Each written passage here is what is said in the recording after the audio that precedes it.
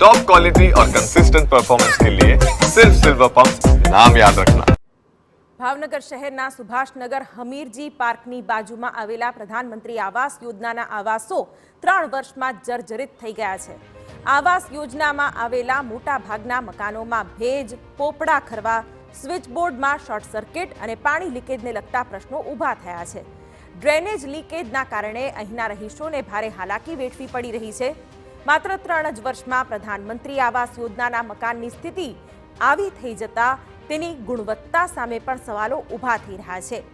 મધ્યમ અને ગરીબ વર્ગના લોકોએ મહામહેનતે અને મોટી આશા સાથે ઘર બનાવ્યું હોય છે, પરંતુ 3 વર્ષમાં જ આવી સ્થિતિ થઈ જતા આવાસ યોજનાના રહીશો ઉગ્ર વિરોધ કરી રહ્યા છે।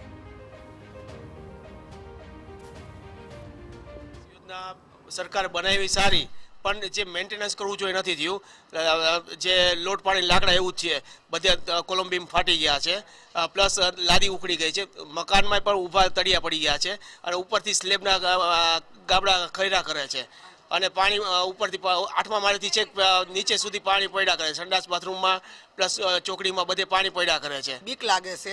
રસોડામાં એટલું પાણી, ચોકડીમાં એટલું પાણી, રૂમમાં આટલું પાણી અને હાલવી તો લાદ્યું હલ્લે છે, એટલે અમને બીક લાગે। રસોડામાં ગાબડા ઓચિંતાના પડ્યા, અમારી વહુ રસોઈ બસોઈ કરતી ઓચિંતાનું પડ્યું, એની ગેરંટી કોણ લેશે? અમને મકાન આપ્યું એની માટે અમે બહુ ખુશ છીએ, પણ આમાં અમને તકલીફ છે કે રાતે ઊંઘ નથી આવતી। પ્રધાનમંત્રી આવાસ યોજનામાં 17 બ્લોકમાં 1088 આવાસો બનાવાયા હતા, પરંતુ માત્ર 3 વર્ષમાં જ આવાસ યોજનાના હાલ બેહાલ છે। આવાસના મકાનોમાં નબળું બાંધકામ થયાનો આરોપ રહીશો કરી રહ્યા છે। થોડા સમય પહેલા બી વિંગના 206 નંબરમાં મકાનના રસોડામાં અચાનક મોટું ગાબડું પડી ગયું હતું। જો કે સદનસીબે પરિવાર બાજુના રૂમમાં હોવાથી કોઈ ઈજા નથી થઈ, પરંતુ નવા નક્કોર મકાનમાં આવી દુર્ઘટના બાંધકામની ગુણવત્તા સામે અનેક સવાલો ઊભા કરે છે।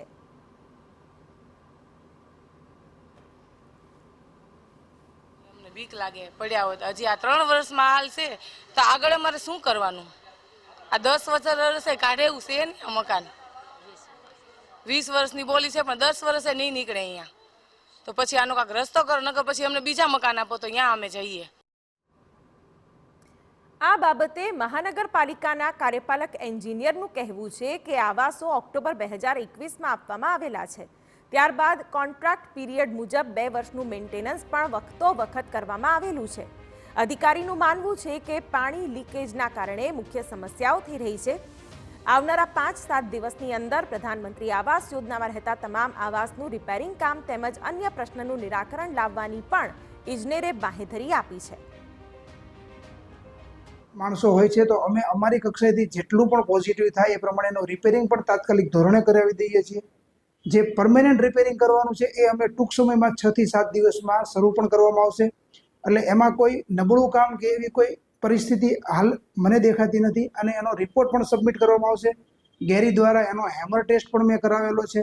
આ તમામ રિપોર્ટો અમે કરાવીશું અને ત્યારબાદ જે કંઈ રિપેરિંગ કરવા જેવું હશે એ તાત્કાલિક રિપેરિંગ પણ કરાવી દઈશું।